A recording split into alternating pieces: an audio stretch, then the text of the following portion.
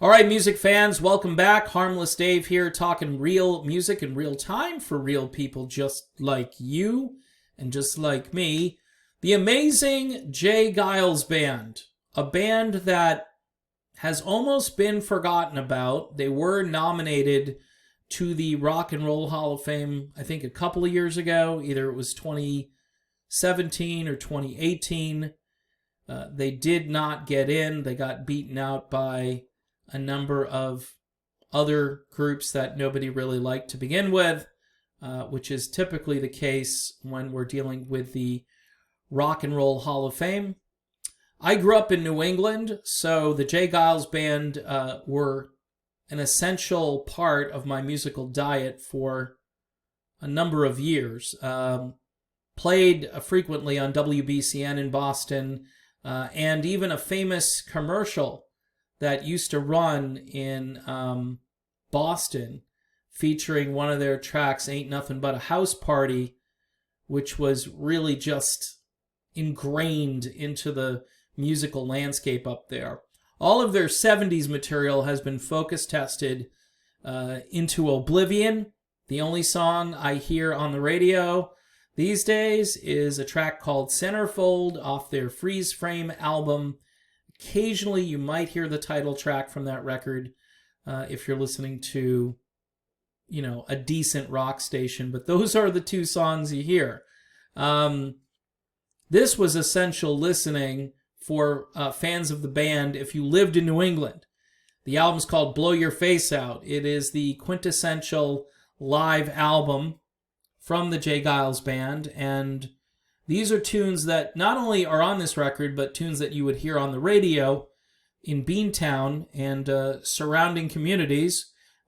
South Side Shuffle, Musta Got Lost, Where Did Our Love Go, Love-itis, Ain't Nothing But a House Party, Detroit Breakdown, which is also fairly big in Detroit, Wait, and You Got to Give It To Me, which, again, amazing song. And this leaves out the stuff that came out during the early 80s, like Love Stinks, and some of those songs from that particular record. There were a whole bunch of tunes. In fact, the Freeze Frame album, there were probably 5 or 6 tracks that got consistent airplay on rock stations in the Boston area. The big mystery for me as a fan was I always wondered what happened to the Geils Band. Why did they break up when they had finally achieved real big commercial success?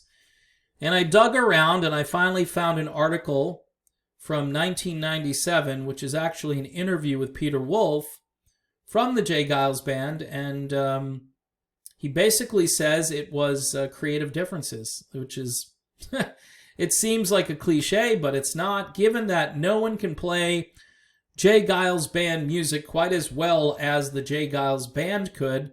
I asked Peter Wolf why he left the group in 1983, just as they'd finally attained some modicum of commercial success with their twisted blues pop party album Freeze Frame. That is a really good definition to what that was. It was kind of unlike anything else you've ever heard. It was an evolution to that point in time, and it was really an interesting album.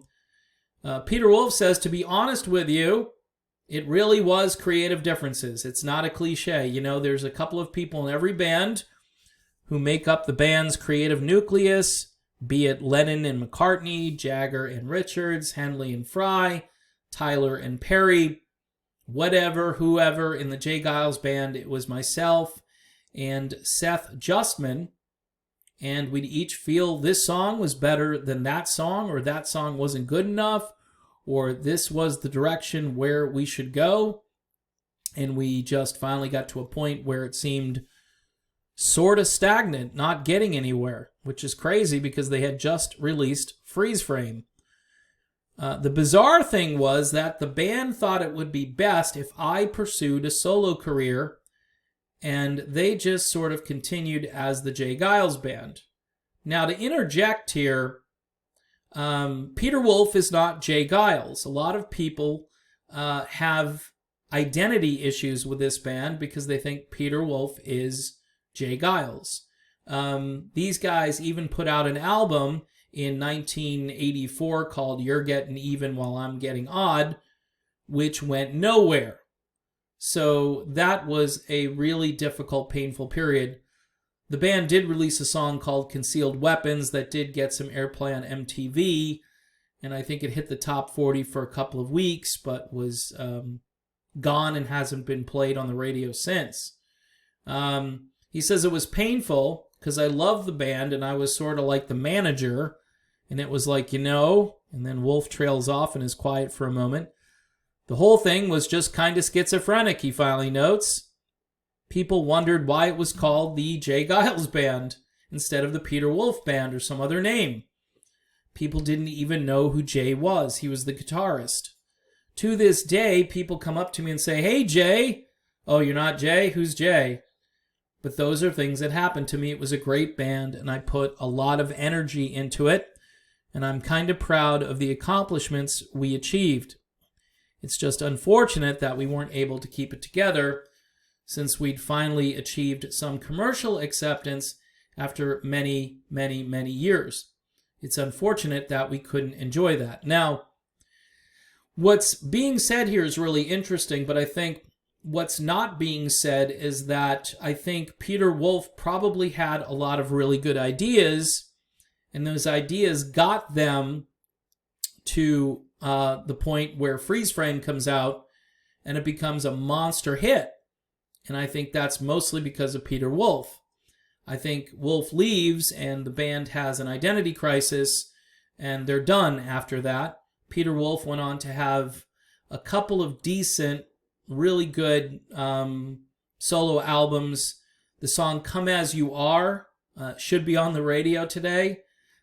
It's even just difficult to track down a decent version of the song on the internet.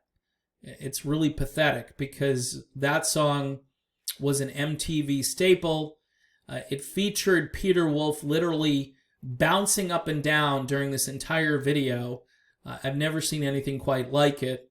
It actually is a good way to illustrate how Peter Wolf had all this energy on stage, and he was kind of like an Energizer bunny, and he hopped around, and he did these crazy raps that I don't think anybody had ever attempted before.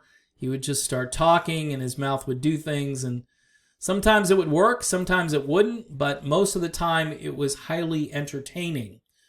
So that's the story behind the Jay Geils Band and why they broke up. Creative differences.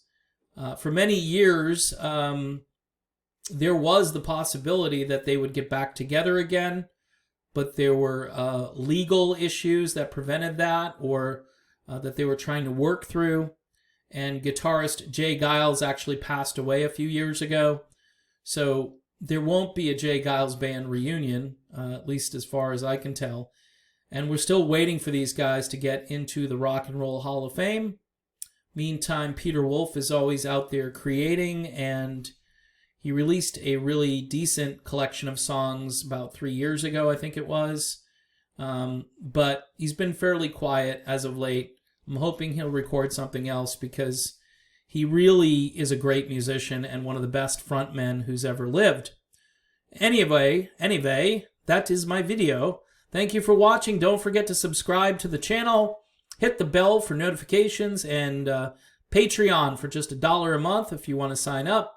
I really appreciate that, and I'll see you soon.